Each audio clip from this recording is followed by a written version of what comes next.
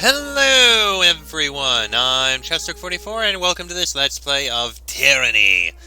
Last episode, we had a bit of a request from Barrack that we'll be able to handle later on, and we also started talking with Ebb. Now we're going to continue talking with Ebb, because holy crap, these conversations are long. What is it you need? I have some more questions. How about we go with, what can you tell me of the Archons of the Tiers? Not entirely sure. Which is to say, there was a time I studied my enemy in great detail, but I've recently come to learn that much of my information was little more than lies and misdirection. What of the voices of Nerat? The Archon of Secrets lives up to his name. If he weren't so loathsome a beast, I'd half admire his mastery of the magical arts. They say he knows all the sigils lost to history, but I've also heard it said all that stolen knowledge is why he speaks in his different voices. But in truth, I'm learning that most of what I know is just lies and misdirection. Oh. What do you know of Graven Ash? Before the conquest, I assumed Graven Ash a harmless old man, an Archon in name only past his prime. I could not have been more wrong. Many have underestimated the great general by his age. Few of them have made the mistake twice. Ash is a remarkable general. He's led his tiny band of disfavored on a nearly unstoppable rampage of the Tiers, and he does not seem to win his wars with obvious displays of mystic powers, but with old-fashioned leadership and good soldiers. A year or so back, under the blue flag talk with a commander, I was told that the Archon knows the name of every soldier under his command, living and dead. The way the disfavored speak of Ash, you'd think he raised each of them from the cradle. Know anything of Cairn? Enough. She inhales sharply, folding her arms with a scowl. Why the hostility? The Archon of Stone destroyed much that I hold dear. I'm glad he's dead. What more need I say? What do you know of Siren? I'm sure there may be younger Archons in the historical records, but Siren is certainly an unusually powerful child. It's said half of the Scarlet Chorus was recruited by Siren's persuasive song, and I'd not doubt it. I also know the voices of Nerat put a shackle on her power, probably feared she'd become the favorite of the rabble. Ask away. What do you know of Arcane Society? I know a great deal of the mages of the Tiers, or at least their history. Most are dead now. I know a little less about the guilds sworn to Kairos as Archons, but I try to make an effort to know my opposition. Alright, tell me of the Earthshakers. The Earthshakers are the disciples of Cairn, Archon of Stone, and they share their master's command of tremors and soil, and they also share Cairn's aloof, brooding temperament. From what I gather, the Earthshakers serve the disfavored, but the relationship has been deeply strained by Cairn's fall from grace. I could imagine there's the fear Cairn shared with them, something subversive or treasonous. Tell me about Blood Chanters. The Blood Chanters are the voices of Nerat's cabal of mages. Their magic is taken from the sigil of Siren, and from techniques stolen from the School of Wild Wrath, namely their magic of fire as learned from Thousand Embers, Archon of Fire. They barely qualify as a proper school or guild. Most of them barely literate, and I bet most of them didn't learn a damn thing, just had their knowledge shoved in their heads by Nerat. They've all the brutal buffoonery of the chorus, but with the magic to make their bloodlust contagious. Their only redeeming feature, I guess they make the sages seem not half bad. What can you tell me of the Forgebound? The Forgebound have an unusual sort of magic. They specialize in slow, painstaking rituals that do not produce the dazzling blasts of energy and shards of flying ice like my own magic. Instead, their spells render them immune to the fires of the forge, and at one with their tool as with the trade. I admit a bit of fascination with the guild. I much prefer the power and brutality of my own magic, but if I lived in a calmer, wiser time, I think there could be great satisfaction in using magic to become the master of one's craft. Tell me about the School of Incan Quill. Behind the Tidecasters, the sages of the School of Incan Quill are the second oldest arcane institution in the Tiers. We go way back a ways. There's a lot of bad blood. If I'm being objective, the sages claim to be scholars interested in collecting, archiving, and preserving lore from and for all of humanity. They're quite keen to gather lore, but in no sense do they seek to share their knowledge with their tiersmen. Many of our secrets have been pilfered by sages' spies over the centuries, and we're not alone. The sages have the secrets of many other guilds. Their generations of theft have made them versatile and dangerous. Tell me about your own guild, the School of Tides. Our patron, Occulted Jade, Archon of Tides, is as old as the settlers of the Five Wives, and for nearly 5 centuries we were masters of the coasts of the rivers. These days it's a school of one. You're looking at it. She thumps her chest with a bemused smirk. Why didn't your Archon fight in the war? About a year or so before the troops arrived in the bastard tier, Occulted Jade proclaimed the age of the tiers was over and said she'd depart southwest, into unknown, unending ocean, rather than fight Kairos. Most of my guildmates went along, choosing to risk the endless high seas rather than risk battle. A few of us, the militants as our peaceful brethren dubbed us, chose to stand and fight. To my knowledge, I am the last of those who decided to stay and fight. What was your school like before the war? There was a time when the Tidecasters were the most powerful guild of the tiers. The Kingdom of Haven accepted us as defenders of sea trade, and the noble houses gave us peace and quiet in exchange for teaching their sons and daughters music, writing, and navigation. Though the other schools coveted our knowledge, they feared our wrath. Between our destructive magic and our Archon patron, others knew that attacking us meant suicide. How did the school fall? The Archon Cairn issued a challenge, and Masters Fulvax, Hagravar, and Camberil leapt at the chance. I told them it was a hopeless clash. I think they were ready to die. As the youngest Tidecaster still in the tiers, I exercised the better part of valor and went into hiding. But then my sense of shame kicked in, and, well, that's about when I fell in with the Bendrian Guard. Old as the Five Wives. By all accounts, Occulted Jade was among the initial settlers that made landfall in the tiers before Kairos first cast an edict. Though she's a bit old and stooped, she looked amazing for nearly 500. Impressive. Let's change the subject. I know a great deal of the mages of the tiers. What are the other magical skills history. and schools Most and are guilds dead of the now. tiers? There have been several to crop up and wither across the centuries. The Cutters Guild took their healing magic north centuries ago. The School of Flowering Winter always limped along as an inconsequential group of gardeners. Most other schools in the tiers fizzled out early, slain by suspicious neighbors, or subverted and destroyed by one of the big 3 schools. Alright, change the subject. I'd like to ask you about our travel companions. She nods, silently awaiting your follow-up. What do you make of Barrack? My one concern with Barrack is that he's still loyal to Graven Ash, and not to you. Barrack seems steadfast, faithful, and dependable. But if it comes down to you versus Graven Ash, therein lies the test. If it weren't a tactical asset, it'd be fun to try and pry him out of that suit. Curious to see if his midsection is as strong, firm, and taut as I've imagined it should be. What are your thoughts on Verse? We should consider ourselves fortunate that one of the most deadly members of the Scarlet Furies considers you a suitable gang leader. That said, I think her involvement with you is entirely suspect.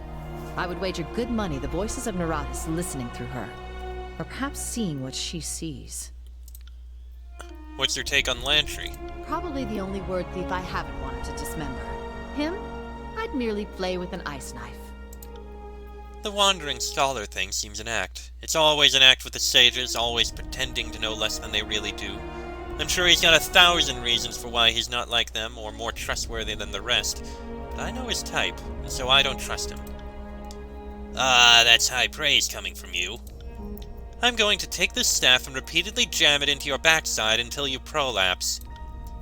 Ah, just like that, balance is restored to all known existence. You had me worried there. Let's change the subject, turn to our travels. Almost. One more thing I want to do with you, and that's what is it you need? add you to Of my course. party so I can take a look at things. Pity I can't have 6. Why only 4? It looks like there should be room for more. Maybe later on. Goodbye to you too. We'll dismiss Verse for a moment. Okay, you did level up. Gonna give you a point here in quickness, so that you're...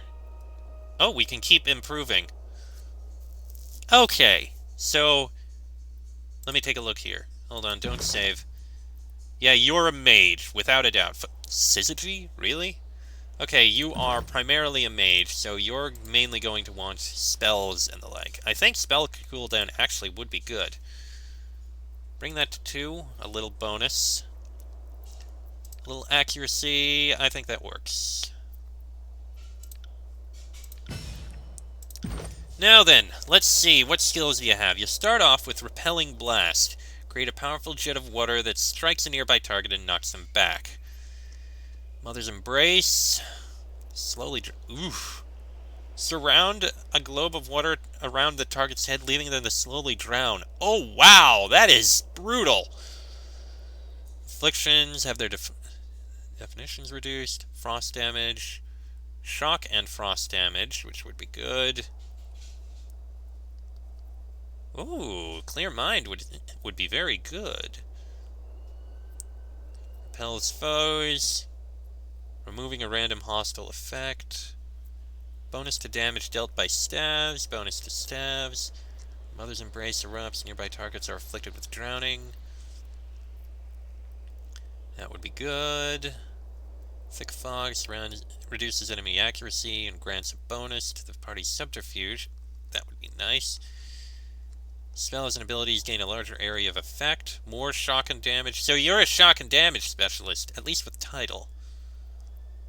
Ooh, boost to movement speed. That would be good. Summons water from the target's blood and tissue. It then erupts out of them in a surge. Oh, God! That sounds so horrible. Significant bonus to damage dealt by staves. And... what do we have on Gravelight? Arcane Missile. Bounces to hit nearby enemies. Bonus to armor. Lifts them in the air and throws them down. Each enemy in cone to trigger an explosion of Gravelight. Ooh, portion of health loss. Bonus to control Gravelight skill and Gravelight damage at night. Specialized. Gain more skill experience with lore, spells, and magic staves. Interesting. Frightens nearby Bane. I have a feeling that would be very useful. More protection, magic defense, magic defense. Spends a target in mid-air, can only be hit by ranged attacks, and cannot attack, move, be stunned, or knocked down. Interesting and situational, but it would be good as crowd control. Bonus lore and additional spell slots, that would be useful. More Gravelight stuff. Afflictions.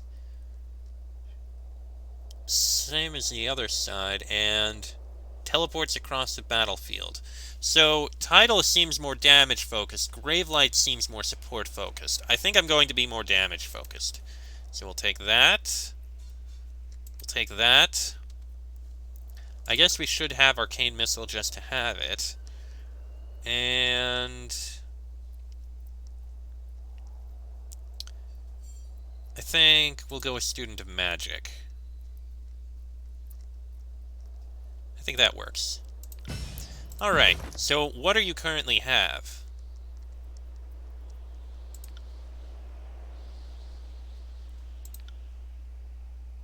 Okay, we have a sigil that we can learn here.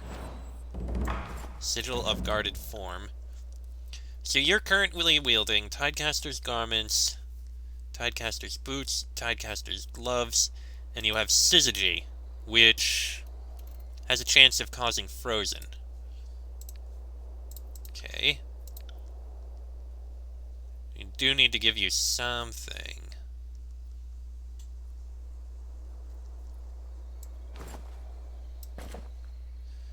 Sage's Hood?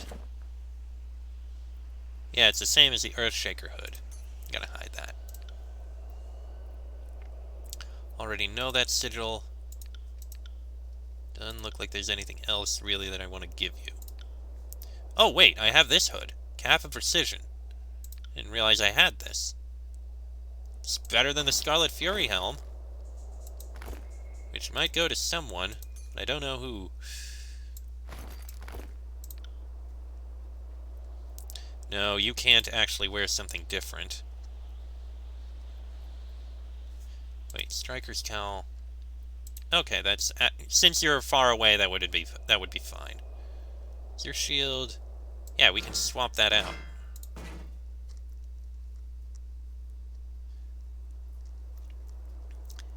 I think we'll keep the balancing act. 0.2 seconds extra recovery, but bonus? No, it's light armor cloth. This is light armor leather.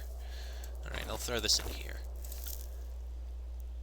And I don't have any other items to hand over, but we're fine. I'm not going to give another weapon, I don't think.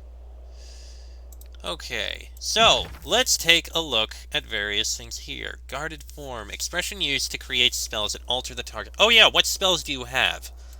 Electric Jolt. Electrocute the target with a huge bolt of entwining lightning, dealing shock damage and stunning them. And we also have Phantom Bolt. Strike a target with a bolt of grave light energy that drains health from the target and converts it to health for the caster. Okay, that would be useful. You've got a fair bit of lore. Not the most. You've got more.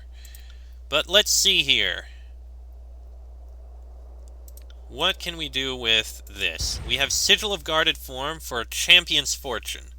Ward the target with a protective enchantment, amplifying the target's armor when their health is most critical. Oh.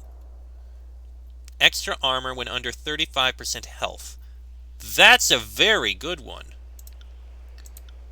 Then we've got Mirror Image. Create duplicate illusions around a target, granting a significant bonus to parry and dodge. However, each time the target is struck, this bonus is reduced. Okay, a fairly decent one. That would be good. Doesn't say how long it lasts. Oh no, 45 seconds.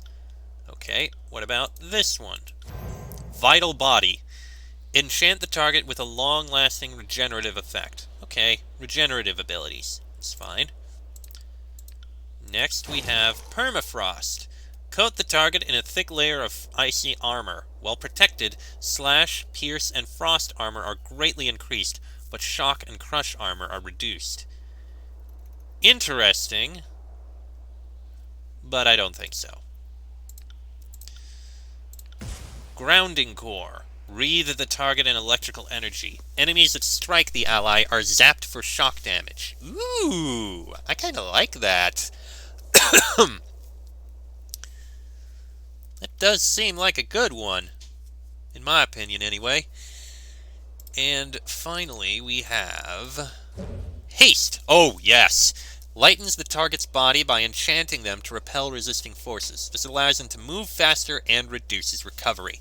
Oh yeah, that's definitely one we need. Range Sigil, which I don't think we need. And Accuracy. Why do we need Accuracy for this? It's something we'd cast on an ally. Huh. You know, I think giving it to myself would be a good thing. I can get a haste on myself at the beginning. I think that would work. Definitely something I want. Okay. You're more of a healer. You do have Icicle Storm. I don't think we really need it. But you do... It's an ability.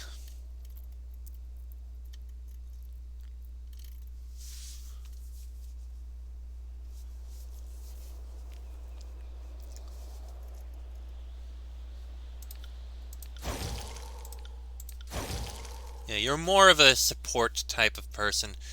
I mean, it's an ability, but... Oh. Oh, right!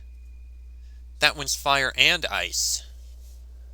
Fire and ice. Hold on a second. Oh, hold on. I can...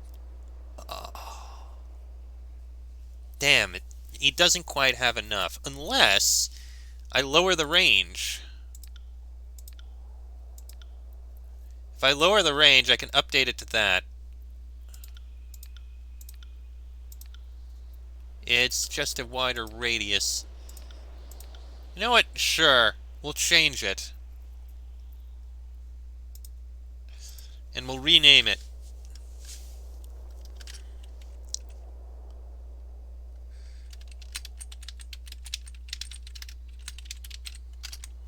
Freezer Burn Blast.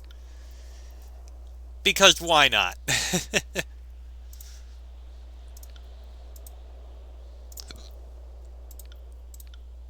Okay, so let's see here. You've got a Lightning and Phantom Bolt. I kind of want to give you at least one Ice spell.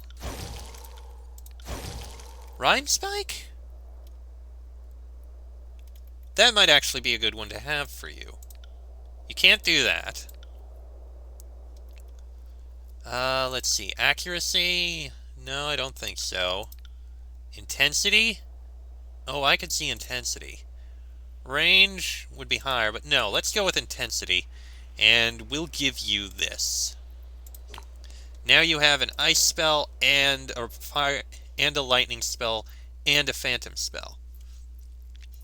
I have Haste and I have Titan's Touch. You have Frozen Grasp. You have Healing. You should probably have more healing, since you're going to be a healer. You've already got Restoring Touch. Actually, hold on.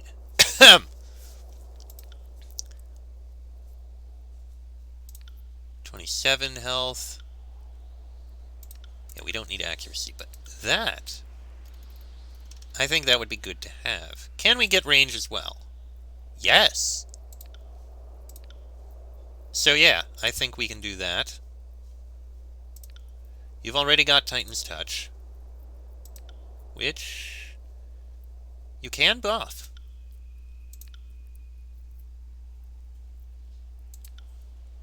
Sure, we'll do that. Why not buff your spells? Okay, let's see here. Anything else I want to do here? Healing Wisps?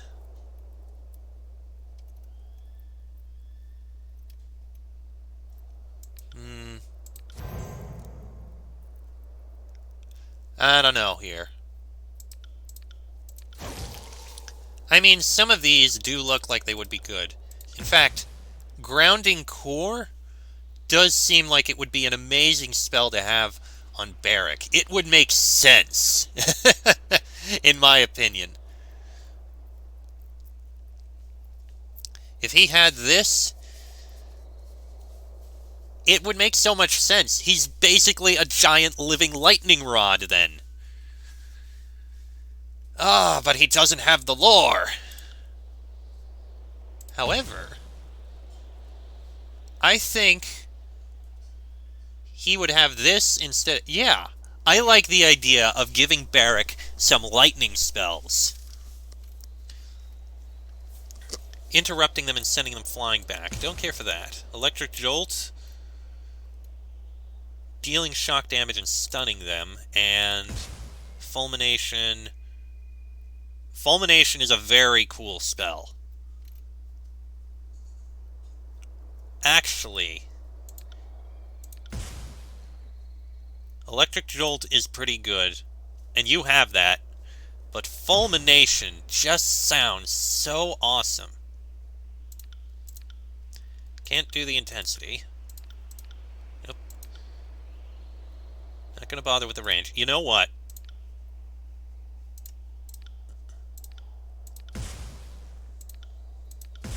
I do. I want to do this. I'm going to give this to you. I'm going to assign this to you. You can keep that that ice spell for now. I may replace it sometime in the future, but I like the idea of him being a frickin' lightning rod. I should probably get some spells for myself. I mean, I've got the Haste, I've got the Titan's Touch. Hasting myself would always be good. I should figure out more spells, but no, for now, this is fine. Alright. Oh, she's up there. Nope, nope. There we go. Okay.